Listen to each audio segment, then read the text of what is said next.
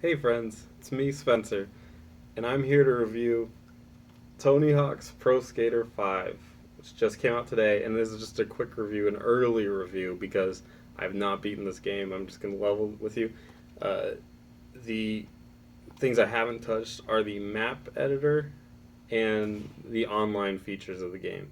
So that stuff is completely away.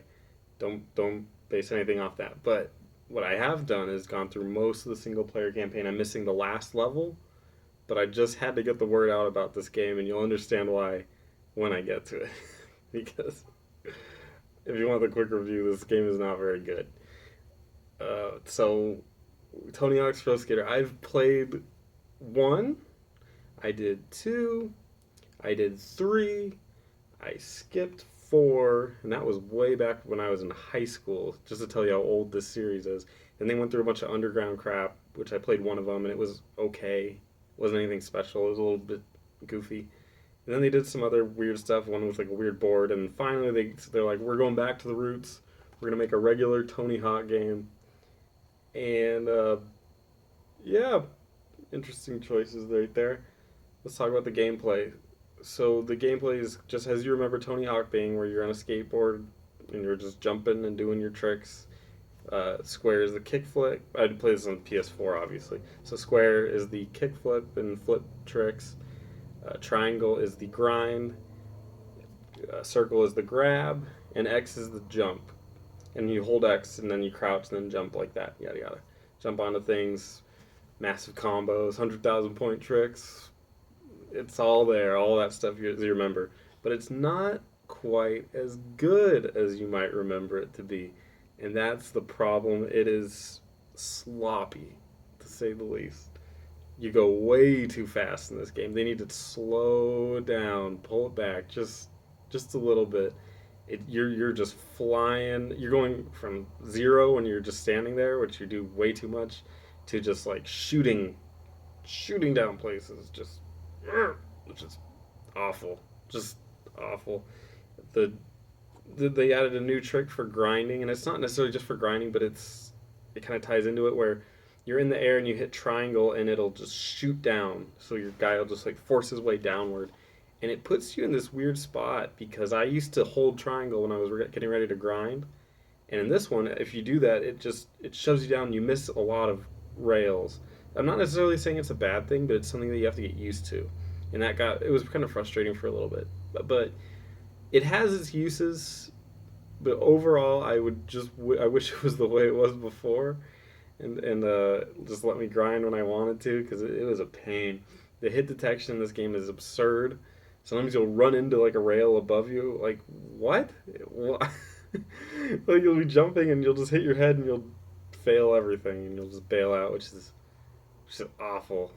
And sometimes when like a lot of the missions that they have you like going through rings or collecting things or hitting them, and I mean you could be like 5 in-game feet away and you'll still hit it. So it's kind of goofy. It makes some of those easy, and then some of the missions are needlessly difficult. There's some one like Simon Says, and that is really just annoying. It's what it is. It's not necessarily hard, but sometimes he's like, Tony didn't say that, and you just want to punch him in the mouth because it's just it's just goofy.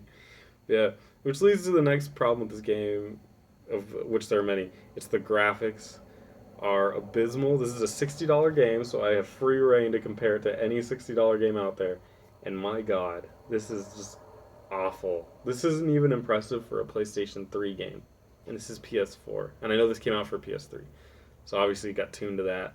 But this is terrible, and it has sort of a cell shaded look. I think it's trying to go for that, and some things you can see because it's got a thick outline, but for the most part, it just looks bad. And I heard that they had changed the art style like midway through making the game, so that could be why it looks so mismatched. I'm sorry, but regardless, it just looks awful. There's no sense of no sense of speed, no sense of anything. Like it reminded me of playing it on the N64 back in the day. It looks awful. I can't stress it enough. It's just not good. The soundtrack is pretty boring. It's a bunch of like punk. Now when I think of punk, I'm thinking like the Casualties, Minor Threat, Rancid. I mean, the Misfits are one of my favorite bands. The Ramones.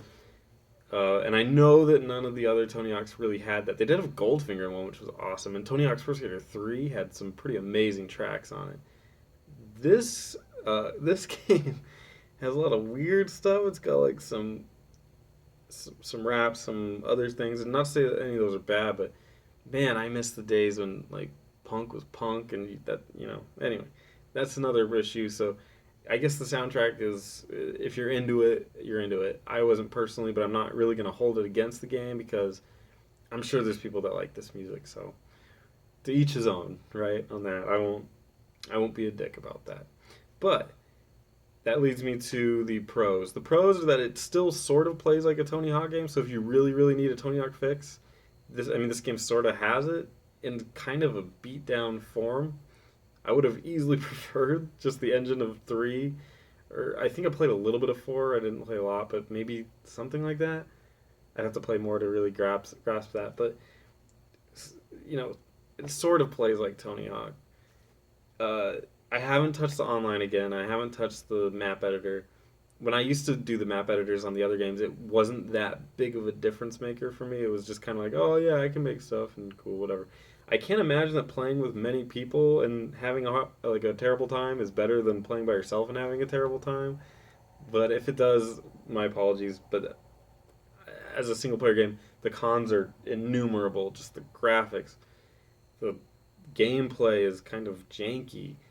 The music is hit or miss depending on your style. And then I'm going to throw in, I didn't talk about it, but the bugs in this game are outrageous. You'll find yourself just flying in the air for no reason. You trip over yourself. The game will like start you off facing a cliff, and then you're not not necessarily thinking about it all the time. You just start pedaling and you just whoop right off the ledge.